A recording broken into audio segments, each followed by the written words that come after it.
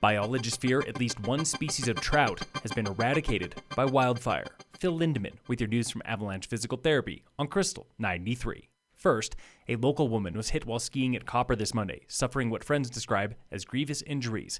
And tonight's third annual Safety Summit is held in her honor. We, of course, want to promote responsible and respectful behavior. That was Safety Summit founder Catherine Jeter, another survivor of a slopeside collision. Tonight, she welcomes Nathan Jarvis, a veteran ski instructor. I've seen people have control issues in a lift line. So if you can't turn when you want to turn or stop when you want to stop, you're out of control. Tonight's event is free, starting online at 6:30. Get details at safeslopesus.com.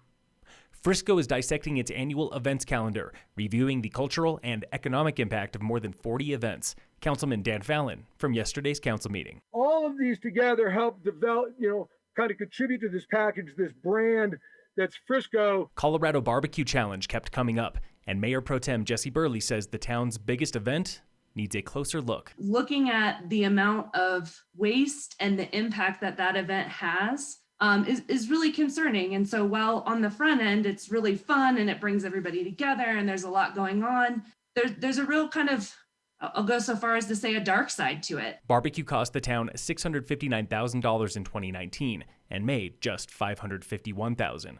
Then there's the COVID conundrum. Councilman Andy Held. We're not going to do the barbecue challenge this year during COVID world. As far as I would, I wouldn't be okay with it. Council also wants to make better use of amenities like the marina in winter and set aside cash for data collection. Councilman Rick Ainken. Gather information, some call it data, to help make these decisions. We've all talked about closing Main Street, pros and cons. We've all talked to business owners. But is that a problem? Council did not officially cut any events yesterday. Decisions are coming soon. This week on the State of Summit. The reality is fire is part of our Western ecosystems. These animals have evolved for, thousands and thousands of years with fire as part of their environment. That was Randy Hampton with Colorado Parks and Wildlife, explaining how elk and deer survived the enormous East Troublesome fire last summer. One thing that fire does is create a tremendous nitrogen base. That ash creates a fertilizer. And so in the springtime, we'll actually see a tremendous green up. And that young vegetation is extraordinarily healthy for big game animals. Fire ash is good for plant life, but can be devastating for fish. When runoff occurs, that ash and debris will wash into those small streams.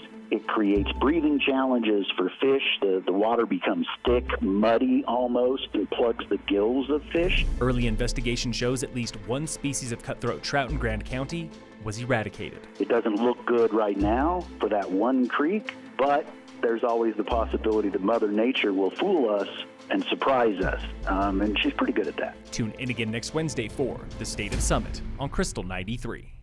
In sports, the Avalanche played the Wild tonight at 7, and Major League Baseball is back. Spring training opened this week. First games are this coming Sunday when the Rockies play the Diamondbacks in Scottsdale. And in local sports, brought to you by American Family Insurance, the Weiss Agency, today's wrestling meet at Eagle Valley is canceled for COVID quarantine. Phil Lindeman with your news from Avalanche Physical Therapy on Krystal 93.